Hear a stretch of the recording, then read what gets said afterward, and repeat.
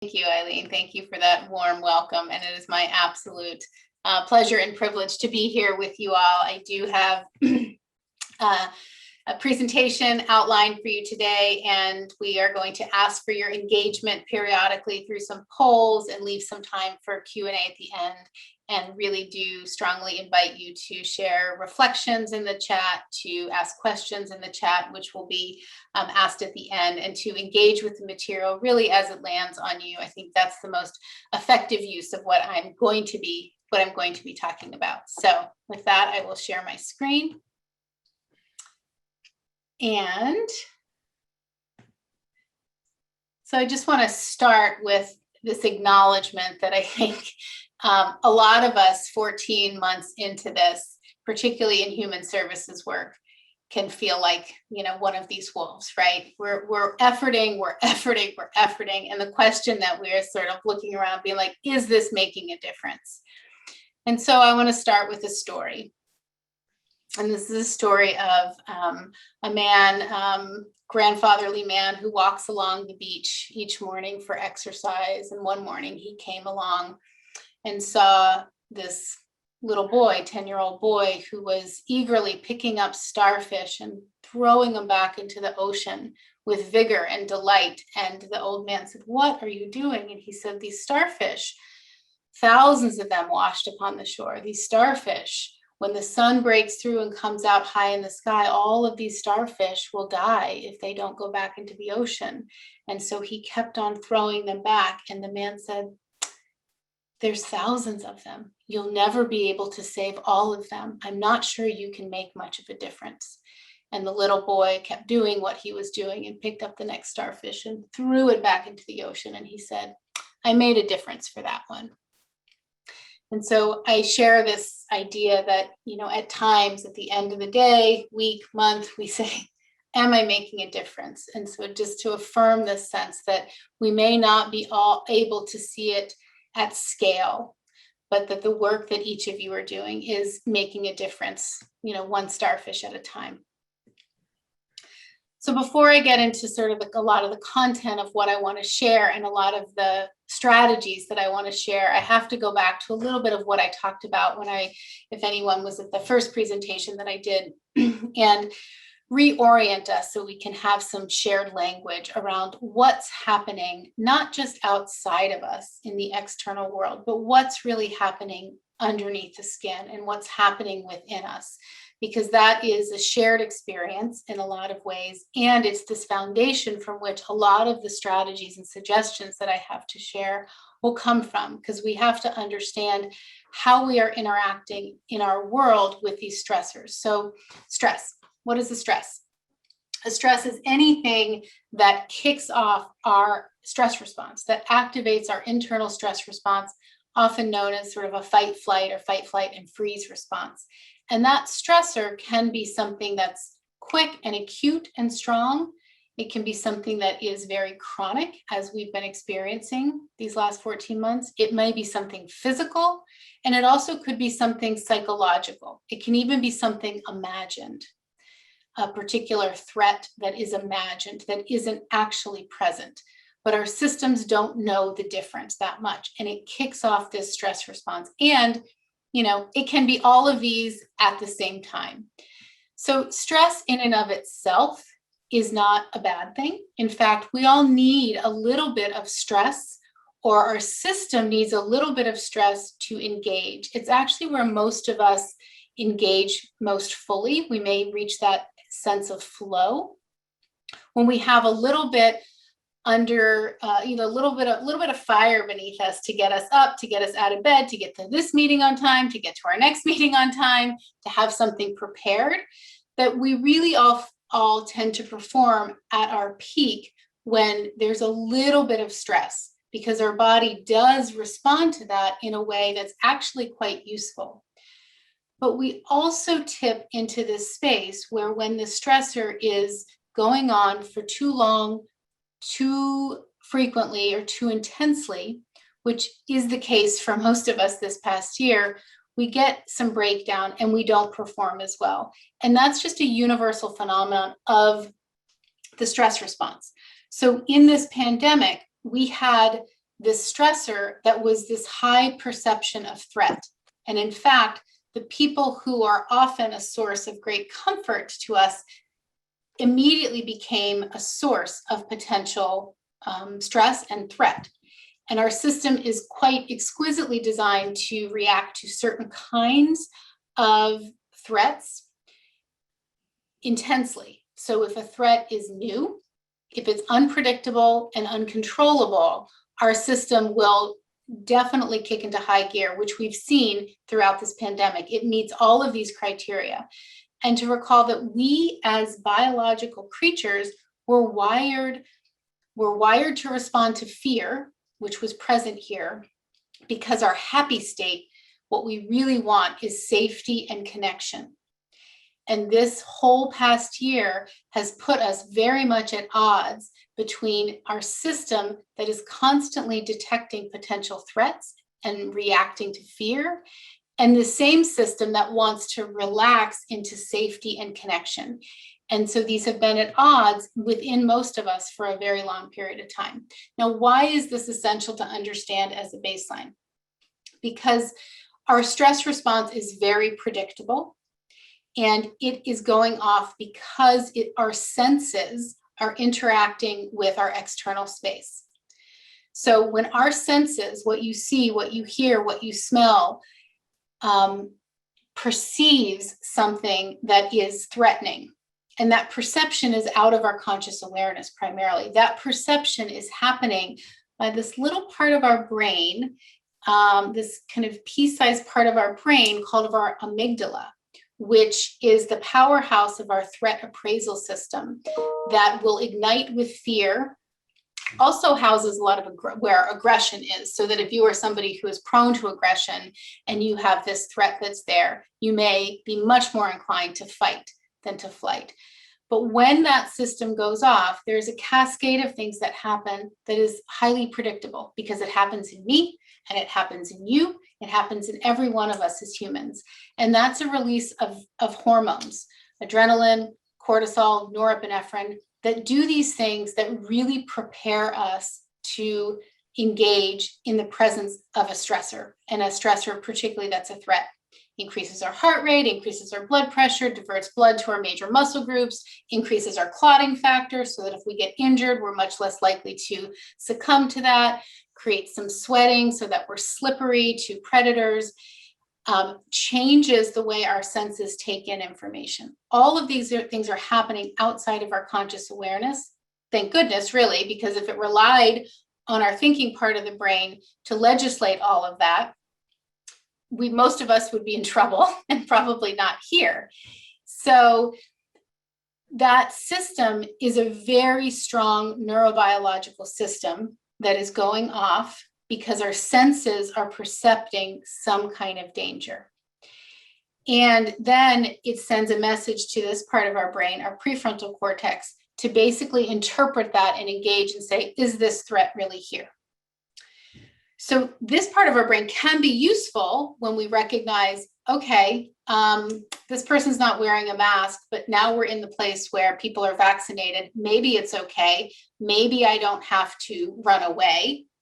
Our thinking part of our brain can engage and start to downregulate our nervous system. But that connection is quite slow. That connection is not nearly as quick as the connection of perceiving stimuli and your sympathetic nervous system, your stress response going off.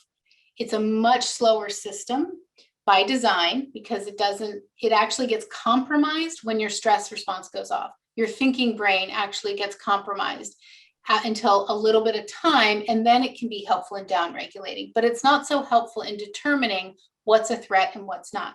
And one of the reasons I like to point this out to people is because so much of this is happening at a level of your physiology that is, I don't want to say you're not responsible for in terms of what you do with it behaviorally, but in terms of the experience of it, it's just happening.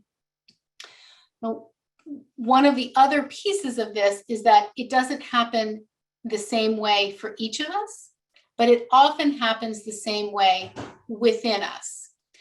because we get pretty patterned with how we respond to particular stressors, unless the stressor is something that so far exceeds what we feel like we can meet, and that we feel like we would be able to approach, that we all might drop into a same kind of immobilization response. But otherwise, some of us, again, probably this lies within our amygdala, are much more likely to go into a fight response or a zone of hyperarousal.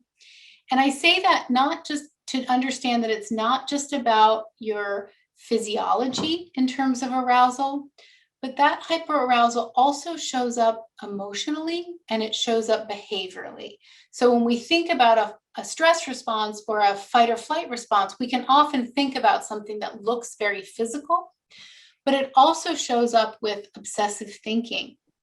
It shows up with irritability, impulsivity, this sense of being overwhelmed, or this emotional overwhelm. So it can show up in those realms too. And at the flip side of that is this zone of hypoarousal, which can be this immobilization response or a freeze response, if you will, where we really tuck in at a stress response. And I'm not talking about this just as a momentary stressor. If you remember, the stress can be something that is chronic. So this can be a way of being over time that's guided by our stress response, not just how we respond to a particular stressor, like somebody cutting us off in traffic. So in this immobilization response, you might be very contracted and tucked in, and you feel kind of numb, detached, maybe this sense of very flat affect, uninterested, disconnected, almost like you sort of can't take it all in. Like there's just this wall there. That can happen too. And we can all go in between these places too, although we do tend to be fairly patterned with how we respond to stress. And that can be helpful for ourselves. It can also be helpful for other people who work with us to know what we're wired for, what we're all sort of seeking is this optimal zone of arousal, if you will, in the middle. These places where you can tolerate your feelings, you can feel, you can think, you can have present moment awareness, you can experience empathy, you want to offer compassion. This space, this zone of arousal shrinks when people experience traumatic events. And a lot of the work in trauma work, as you well know, is to gradually begin to expand that window of tolerance, and to do it safely, but gradually begin to expand it so that people have a wider window in which they have some optimal functioning where they're not hijacked by their stress response. To the extent that we understand this experience that we've all been through in the last 14 months to be some kind of collective trauma, it is not unrealistic to think that that window has shrunk for all of us.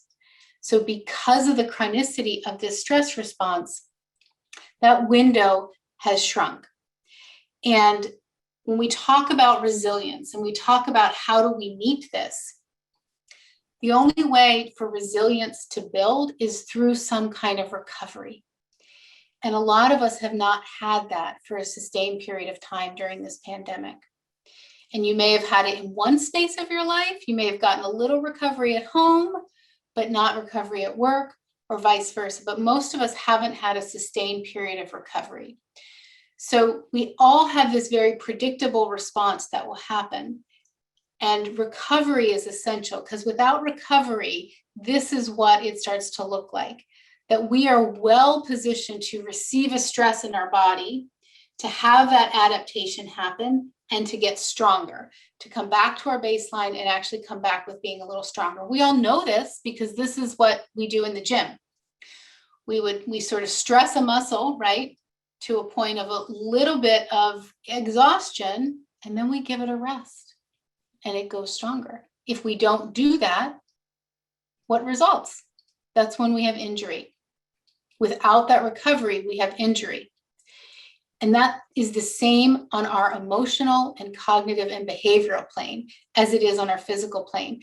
We have this allostatic load that's been happening because of the pandemic that is not only showing up in our bodies, but it can show up in our hearts and our minds as well.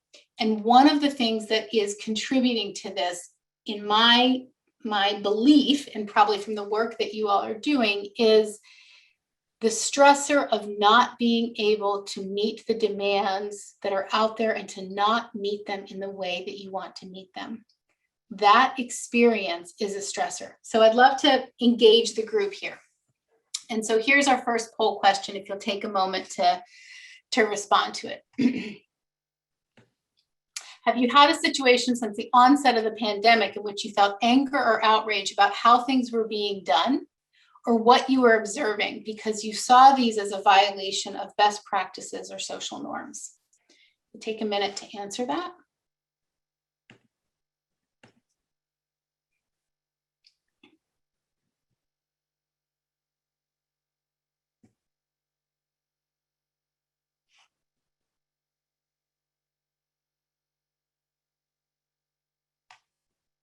Okay, awesome. Thank you for your engagement. So, no-nos, 83% of people have had this situation. This is what I'm talking about when I'm talking about what are the experiences that are keeping our systems activated, that you were witnessing something that felt like this isn't the best way to do it. And maybe those are because of the constraints, but that this real experience, like this is boiling something in me, right? We use that term, boiling my blood, because you sense that there may be a better way. So here's our second one. Have you had a situation since the onset of the pandemic in which you were not able to work or provide care in the way that you thought would be best due to constraints?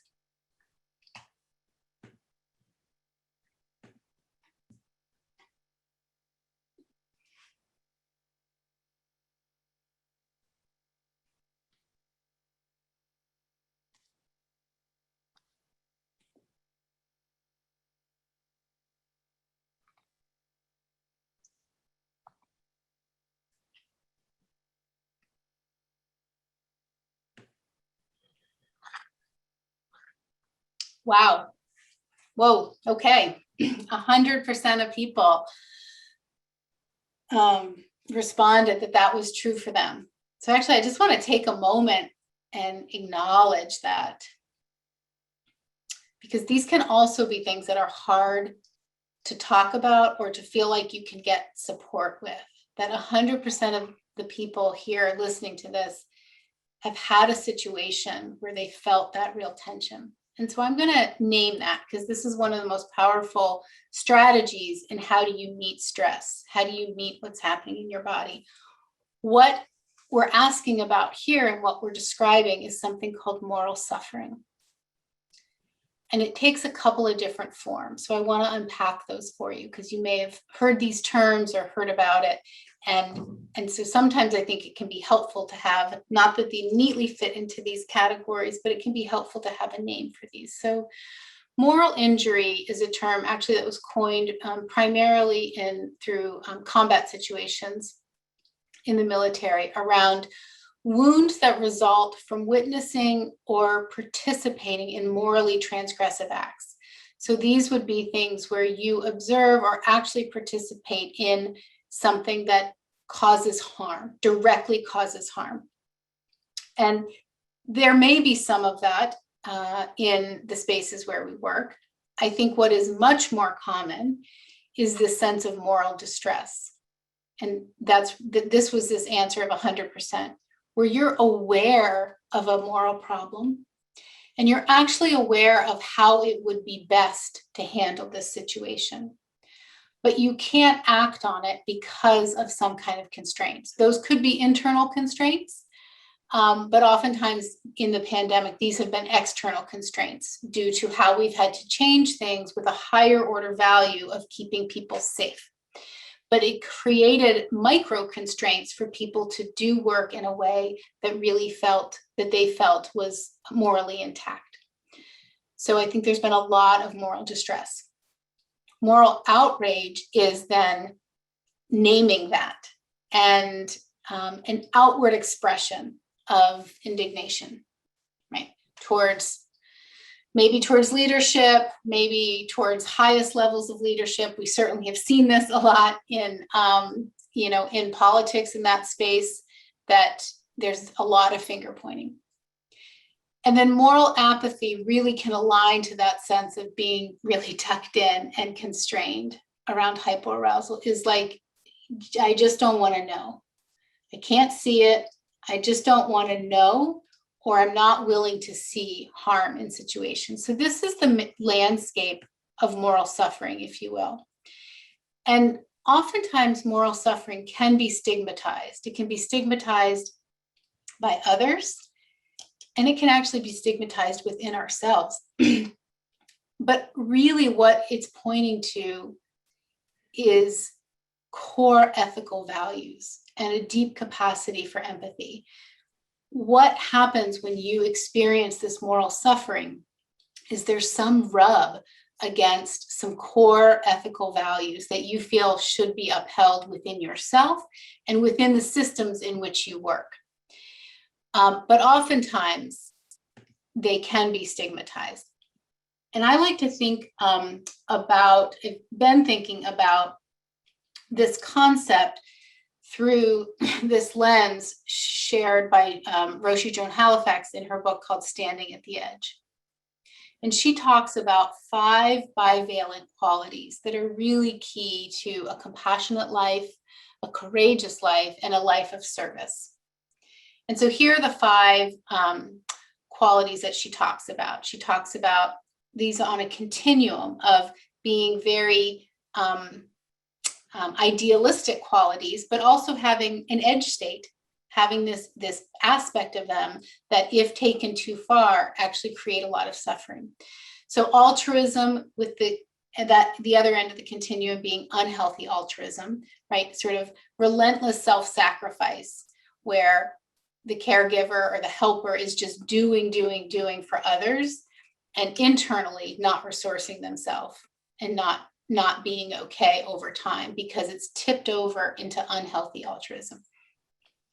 Empathy, really being able to identify with other people and what other people feel and experience. And at the far end of that is a sense of empathetic distress, being really overcome and sharing other people's feelings and experiences so much that they essentially become your own, that they even neurochemically and physiologically become your own. And that often propels us to either turn away or to try to fix and solve, even if that's not helpful. The one we're going to spend most of the time on is here, with the sense of integrity and moral distress, but I'll just briefly name the others, which is respect. Can lead at the extreme to a sense of disrespect.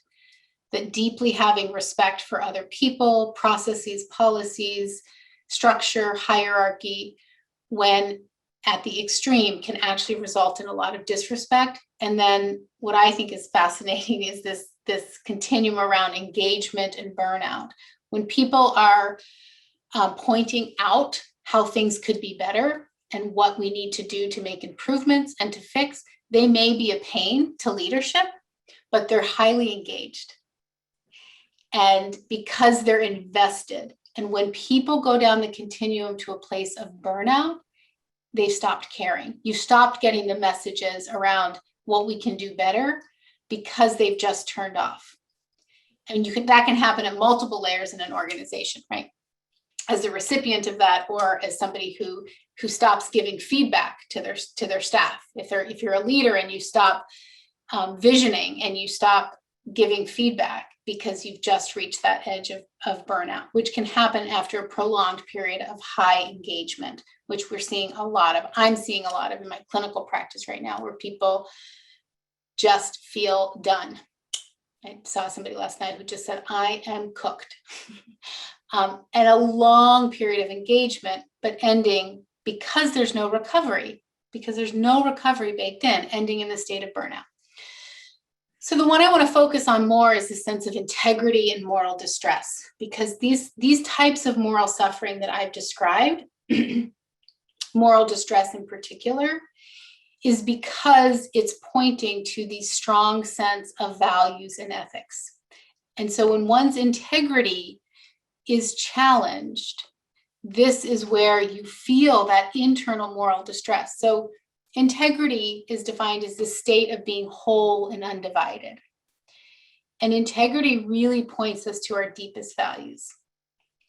I used to have our family values posted in our dining room. My kids were little, and one of them was integrity. And we just defined it as doing the right thing even when no one is looking. And that was our definition of integrity that felt accessible to my kids. But it points to this deepest value of being undeterred, no matter what's happening in your external environment, no matter what pressures are there, but holding true to your own alignment of your deepest values. So I'd like you to consider how you know integrity in your work. How do you know what your deepest values are in your work? And actually invite you, if you're open to it and willing, to even kind of putting that in the chat, because we can all see that from one another in the chat, and that would be really helpful and fun, I think, to see this sense of everybody's reporting these experiences of constraint and moral distress, and it's probably pointing to your deepest values.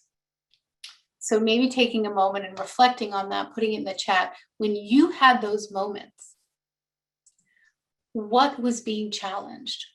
What of your integrity and values was being challenged? And I'd love to have those appear in some of the chat, because it can be really helpful to name those for ourselves, to know that, oh yeah, the reason I was feeling so much distress is specifically because this didn't feel compassionate, or this didn't feel ethical in some way, or this felt like a Band-Aid to a gushing wound. Not what was called for in the moment. So I invite you to chat in. I don't see any chats yet, but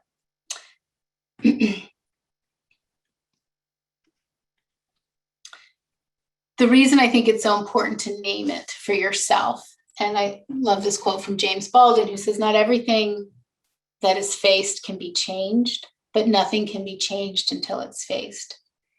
And this power of just naming the experience.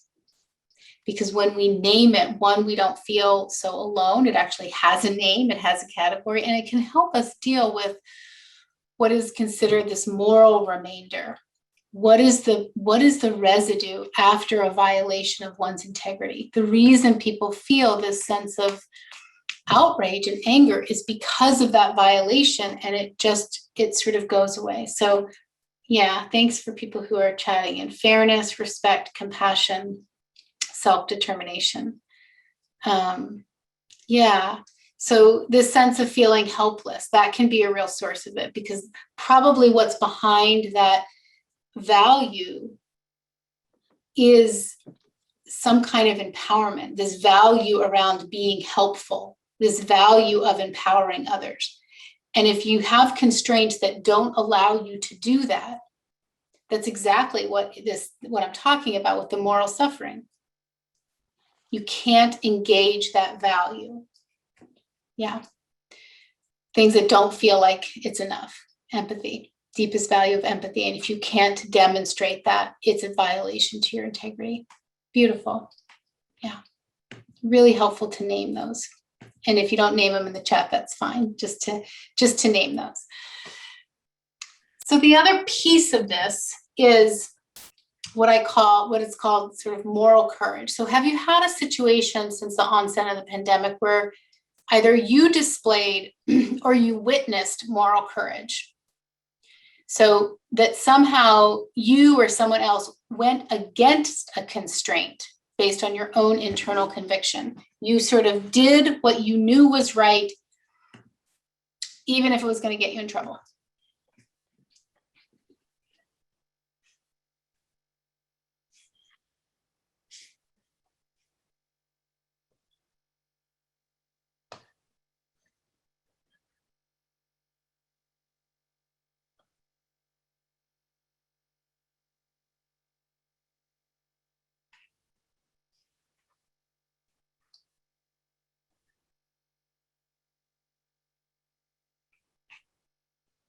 Okay. So, wow. So 75% of people said yes, a little less than 20% said no, and some not sure. Yeah.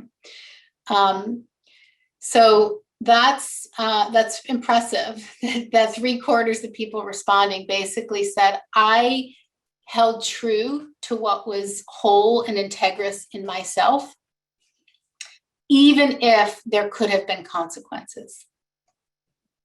And that is one way to meet moral distress, right? Is to basically hold firm and say, I refuse to participate.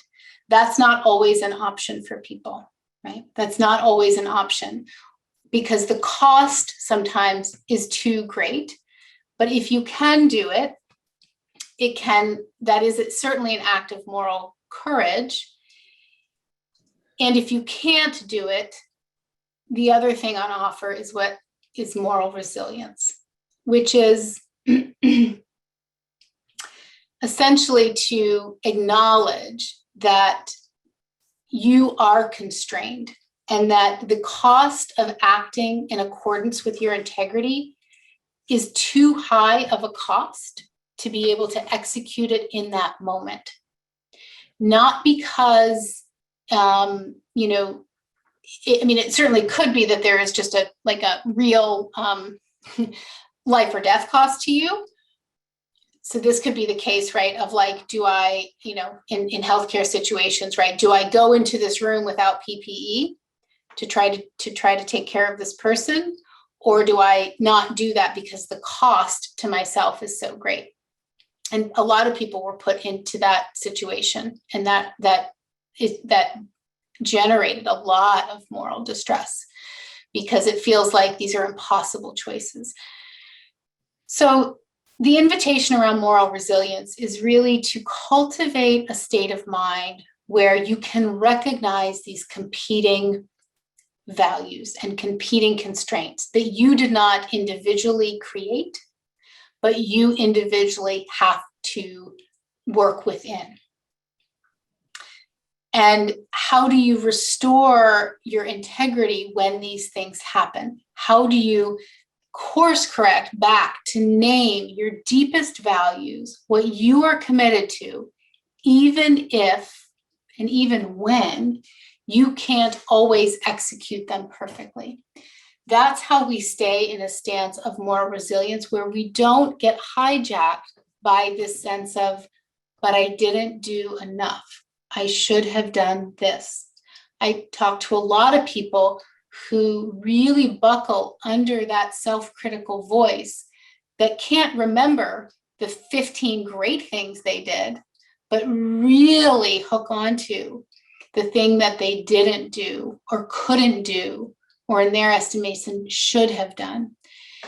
So I think one of the ways that moral resilience, I think, is so easily captured is through the Serenity Prayer, even just this first verse of the Serenity Prayer, of this recognition that in all these situations, particularly in human service work, that there are things you cannot change. The starfish gets washed up onto the beach. You cannot change that. To have this courage to change what you can, to pick up and throw back as many starfish as you can. And also the wisdom to understand that difference, that to stay rooted in, I made a difference for this one, even knowing that there are some that you can't make a difference for. To have that discernment and to have a wider view around how things are. So that's a strategy, if you will, a way, a cognitive way to meet this moral suffering that we often face in human services work. And the other thing I would say, I'm going to go on to a few more strategies here, understanding this from the level of the stress response. And that's why I started with this. I think we have to understand that all of these things bring up for us is so much is happening underneath the skin that we are not accustomed to naming or to allowing. And we want to know why do I feel this way? Why am I experiencing this? And sometimes that explanation can feel really supportive, but oftentimes the why, I think, is actually rooted in our biological adaptation that doesn't so much track with our intellectual mind. And so that's why I started with that. And a lot of these strategies will be coming from that. So we as humans can mistake our own experience for the experience. And while we have all had a nexus of the same experience in the pandemic, we actually all have not had the same pandemic. Some of us have lost people to this virus. They've died. Some of us have been, working remotely, whether we've wanted to or not. Others have never had a chance to work remotely. Some people have had young kids at home, school-age kids. Some people have had older parents to care for. Remember, I brought her back. So we talk about this as a shared experience. We're all in it together. But there's a lot of ways in which this is not a shared experience. But we can start to think that, well, everybody should react to it differently. And so another invitation of how to meet all of what you're seeing around you and inside of you is, here's Dilbert saying, criticize the behavior, not the person. And then he goes on to say, the email you sent to everyone looks as if it had been written by a monkey on crack. Just to be clear, you are terrific, but everything you do is exactly what a moron would do. And he's not doing a great job, despite his reminder of separating the behavior from the person. And we can do that with others. And we can do that with ourselves, right? Merely because you have an instance in which you were not able to act because of constraints, that behavior does not mean you don't hold the same values that you hold. It means creating a commitment and a vow to continue in those values, but recognize that one instance does not represent you as a person any more than we should conflate another person's choice in a moment as a representation of them. But we often all fall into what Dilbert is doing, and we are more likely to do that when we are activated. When we are stressed and not in our zone of tolerance, we are much more likely to do exactly this. So the wisdom from psychology and from a lot of contemplative practices remind us that how we feel and how we think and what we do are all interconnected. They all influence one another. And the contemplative practices bring in and the neuroscience bring in some of the body sensations. And so a lot of the work that I've been doing in this last year is to remember and to invite people to remember that we actually have a lot of power within our body. We have a lot of power to change our experience through leveraging our body. When we understand the stress response, creating all of this chaos and drama within ourselves, we actually have a lot more agency than we give ourselves credit for. So when you experience things like a moment of moral constraint or a moment of moral distress, you can do basically a practice that widens your perception. You can sort of sense into what's here in my body. What messages are my body giving? Am I in this hyper arousal zone? Am I in the hypo arousal zone? What's happening in my body that I know to be true? What's happening in my emotional space? What's happening in my heart? Do I feel sadness? Do I feel defeated about this instance? What thoughts are going on in my mind? And then what can be most useful for this is this widening of our perception to say, what is this larger context?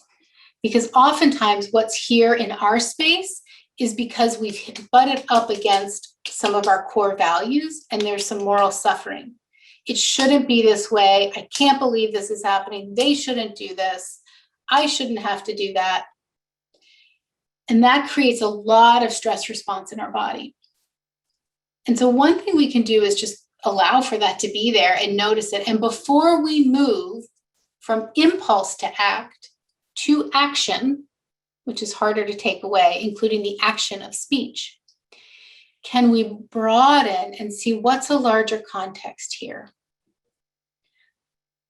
What else might be accounting for this particular situation? What decisions have been made that prevent me from acting as I want to?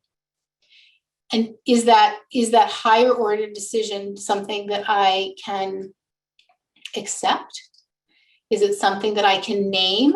This is now challenging my values, and I have to adhere to this. I have to accept that this is how it is, that I know the difference between pushing against that or allowing and accepting. And so having a little bit of a wider vision, which, by the way, our stress response doesn't do. Our stress response shrinks our focus and attention in a way that is going to be highly adaptive to the particular situation that we're in. So widening that window can be really helpful when you meet one of those places of moral constraints. And the other tool that's within you is around seeking support and seeking connection. Because we are wired for safety and connection, when we move towards that, we release a chemical called oxytocin. And it's really the forgotten hormone of part of our stress response. But it's available to us all the time through connection and through compassion. And so that compassion can be activated, even if it's compassion for ourselves in these moments of moral distress. So I love this study that was done by some Finnish researchers, and they had over 700 participants where they would invoke particular emotions within them and have them name what emotion they were experiencing. And then these color maps basically represent the activity within different parts of the body. And so yellow is the highest activity in that part of the body, followed by red. Black is neutral, and blue is an absence of activity and sensation. And I think it's such a beautiful image and representation of this mind-body integration. And what's happening in our bodies when we feel some of these emotions. And these are the emotions that come up when we get into that place where our values are challenged and threatened. So if we can understand that, oh, happiness lives in this body. Anger lives in this body. Fear, anxiety lives in this body in a particular way. Then we can work with the body. That doesn't require anybody else to do anything to us or for us. This is baked into our source code. We have this available for us. So here are some quick strategies to do to work with the body. The first is bring the thinking brain back online. It gets compromised in these moments of high arousal and moral suffering. So you bring the thinking brain back online, but you name what you're experiencing. You feel it in the body. that can actually alone begin to settle some things so that you can be a little more clear seeing. We can leverage our breath to change our emotional experience. So breathing long and slow can really dial down this stress response and work with our body. Grounding in your body, any kind of grounding techniques, all of these are things that bring you back into that window of tolerance. So grounding in your body, placing your feet on the floor, flat on the floor. Fight or flight has a posture of movement, right? You're sort of on your toes. You're ready to fight, or you're ready to flight. So there's some like tennis posture, right? Like on the toes, bouncing in the knees. Grounding your feet on the floor sends a message to your nervous system. It's okay. It's okay to stay right here. So that anything that's grounding, kind of hands in the lap, hands on the heart, anything like that can send a message through the body that it's okay. You can settle. There may be anger and frustration here, but it's okay. If you happen to be somebody who tucks in a lot, who really goes quiet, getting some movement of the stress through the body can be really helpful. So literally, I'm, shaking it off, literally shaking it, tapping it through your body can move that stress. Narrowing your focus, bringing your awareness to a single point of attention. That may be the person that you're in conversation with. It may be something in nature that you really just focus on. When you can shrink your attention to a single point of focus, you allow your senses to quiet. When our stress response is going off, all this information is coming in through our senses. That's how our nervous system detects safety or threat. And so if you can quiet the noise in some ways that your senses are bringing in, casting a downward gaze, focusing on one thing, maybe that's sound, can really help let the system settle. And then the biggest invitation, the most effective invitation, is to somehow, when you're experiencing this, whether it's multiple times a day or chronically over a week, is to meet recovery, to allow yourself to have some recovery. It is by far the only way we move towards resilience. And that recovery can look different for all of us. It will look different for all of us because we've all had a different pandemic and because we are all patterned and need different things. There's different things that nourish me compared to you. And there's different things that deplete me compared to you. And so having that tool around your own self-awareness to say, how do I move towards recovery? So I want to end with one more poll before we move to some questions. How often are you able to meet your own constraints and limitations with compassion and grace? Oops, this is not a yes, no, I realize. Or let's rephrase it. Are you often able to meet your own constraints with compassion and grace? Are you able? So that's a yes, no.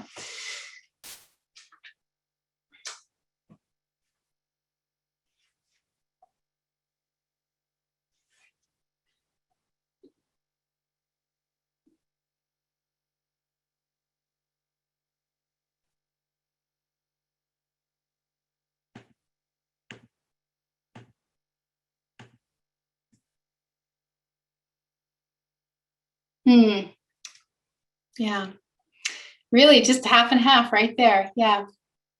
About half the people yes, half the people no. So this is the invitation, One, obviously, I think some can learn from others even in this group, but this is a tool that's available to you to be able to do this through some of these practices that really are, that are body-based and that are mindful of how to, to understand that your moral suffering is actually not a fault in any way. It's something quite beautiful to be celebrated because it is pointing to your integrity. It is pointing to your highest values, which from that short list I saw are all just, beautiful values. And yet we can get really hard on ourselves to meet those in a way that focuses on what I didn't do instead of what you were able to do.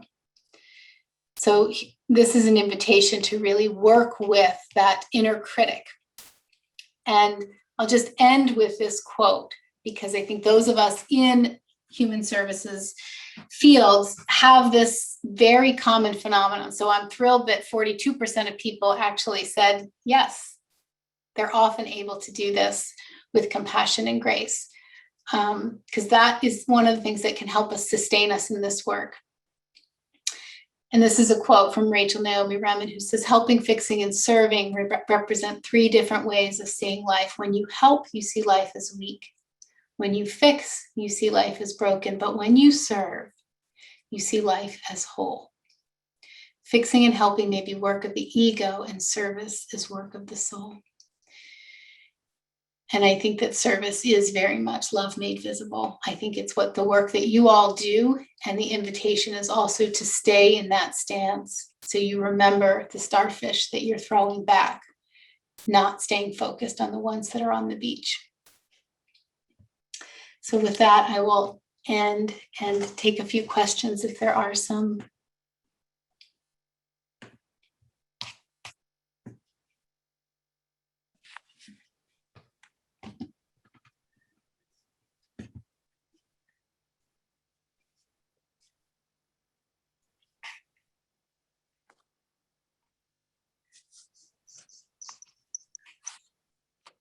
I don't see any questions in the chat, but I don't know if they would show up somewhere else in the Q&A, maybe. I invite questions.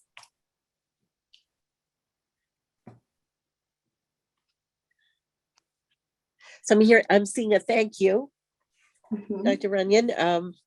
And I feel the same. Thank you so much. What a beautiful sharing. Yeah. And this is hard. This is really hard. It's hard to talk about in some ways. I appreciate everybody's engagement in the polls and the naming of feeling those constraints at times. I think we have, I answered yes. Obviously, we had one that was 100%, that this is inherent in this time. And it is also, I don't know if seductive is the right word. It's just really hard to stay in that place where you aren't critical of oneself or overly critical of people making these constraints. It feels like it has to be in one of the two places. And this is an invitation to say, well, okay, let me expand my perception and awareness. And maybe it's not any one person's fault, including one's own. And can you meet each of those situations just with a little bit more compassion? Yeah. There is a question. Yeah. How do we serve our colleagues and peers in our work to support them in naming and upholding their values? Is a beautiful question, Elizabeth. And I'm not sure the work that you do, Elizabeth, but I would say I always start close in. And so the best way that you can do that is to do it yourself, to model it and to share your own experience. I had this situation where I wasn't sure whether I should, do the policy thing or do the thing that I felt like was right at that moment. Let me tell you about my experience with that. And anybody who's in any kind of leadership capacity to show that kind of that authenticity and vulnerability and model that, if you have an opportunity to do that, it is often the best way to support your colleagues or anybody working for you in doing it. Yeah.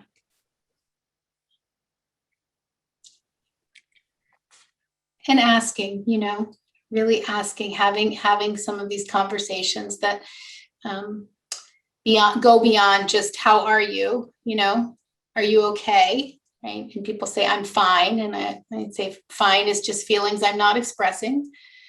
So move beyond that level of conversation with your colleagues. Yeah. Tell me what was really hard today for you. And tell me what you did really well today. Making space for both. Yeah, asking what do you need? Yeah, it's a beautiful question. Yeah. Yeah.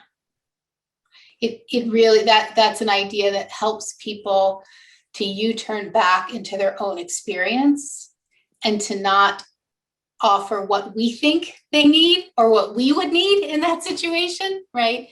But like actually invite people into their own inquiry. What do I need? Yeah, it's nice.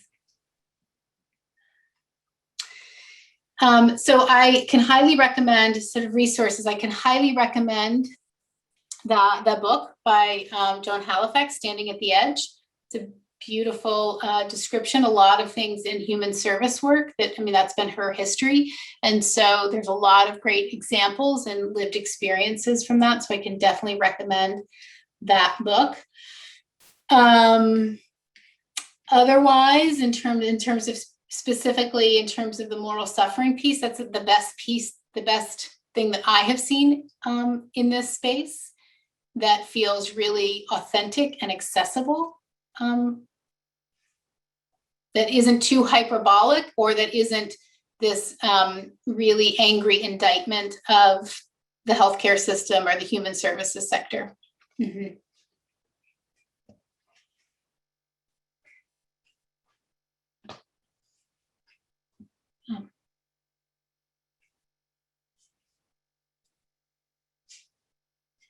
Any other questions? I know we're at time. Well, I hope this was helpful. I, as always, appreciate the work that each of you do, and I trust you continue to bring your whole self to the work, which is both the reason it's so helpful and effective, and also the reason it can feel very exhausting. And I hope that you all find small ways to be in recovery during this time so that you can keep doing the work that you're doing and sustain it. So, thank you. Thank you. Thank you so much for everything you've done for us today, and we hope to see you again soon. I'm here. I'm here. Take care, everyone. Bye. Bye. I don't see